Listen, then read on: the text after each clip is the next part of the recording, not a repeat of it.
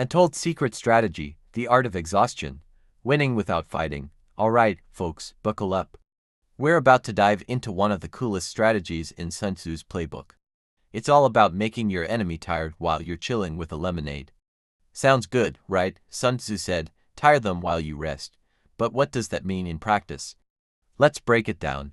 The dance of harassment. Imagine you're playing a game of chess, but instead of making one move at a time, you could make your opponent move 3 times for every one of your moves. That's essentially what this strategy is about. Here's a wild story from ancient China to illustrate this. Once upon a time, the state of Wu was at war with Chu.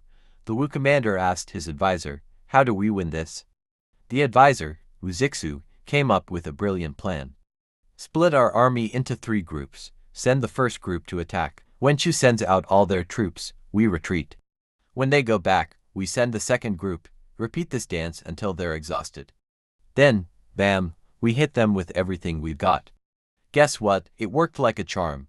The poor Chu commander had to mobilize his entire army 7 times in 1 year. By the time Wu launched their real attack, Chu was too tired to put up a real fight. The modern spin. Now, you might be thinking, that's ancient history. How does this apply today? Well, ever heard of guerrilla warfare? Mao Zedong, whether you agree with his politics or not, was a master of this strategy. His famous quote goes something like this: "The enemy advances, we retreat. The enemy camps, we harass. The enemy tires, we attack. The enemy retreats, we pursue." Sound familiar? It's the same dance, just on a larger scale.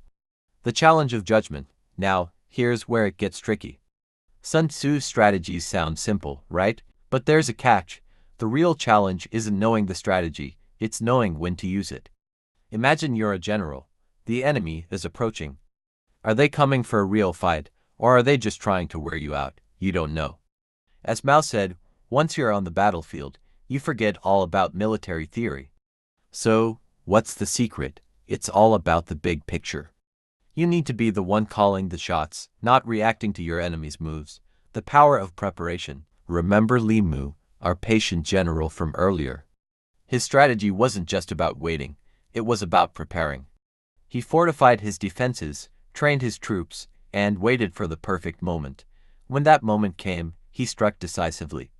On the flip side, when dealing with your enemy, as Emperor Taizong of Tang put it, the essence of all military strategies is to mislead the enemy in many ways. The ultimate battlefield. Your mind. Here's the kicker. Everyone reads the same military texts. Everyone knows these strategies.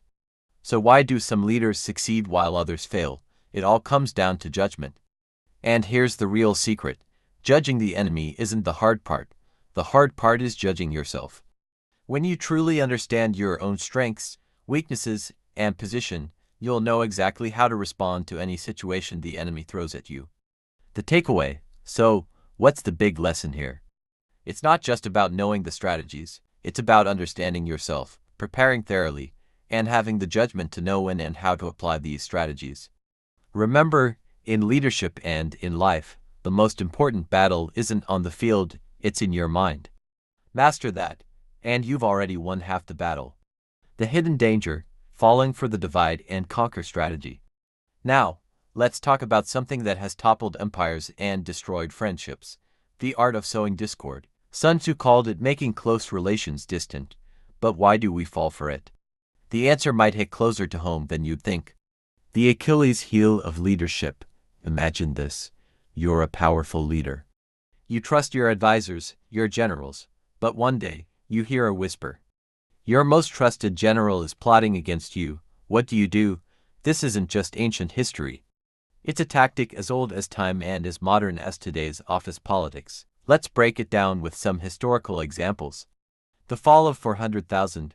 During the Warring States period in China, there was a general named Liang Po.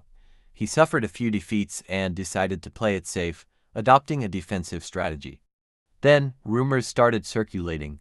Liang Po is easy to defeat. It's Zhao Qua the Qin army really fears. The king fell for it. He replaced Liang Po with Zhao Qua, leading to a catastrophic defeat where 400,000 soldiers were buried alive. But why did the king believe such an obvious ploy? Here's the kicker. The king was already dissatisfied with Liang Po. The rumor just gave him the excuse he was looking for. The power of confirmation bias. Fast forward to the struggle between Liu Bang and Xiang Yu. Liu Bang was under siege for a year. His advisor, Chen Ping, came up with a devious plan. He spread rumors that Xiang Yu's top advisors were secretly working with Liu Bang.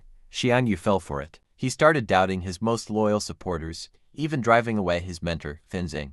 But how could such a great leader fall for such an obvious trick? The answer: Xiang Yu was already suspicious by nature. The rumors played into his existing fears and biases, the real enemy within.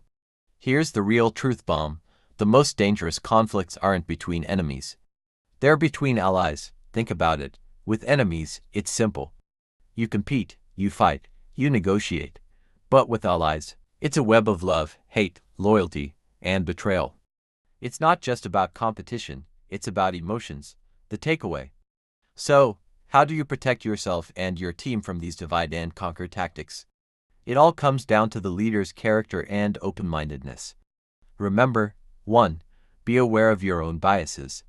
Are you too quick to believe negative information about someone you're already dissatisfied with? 2. Foster open communication within your team.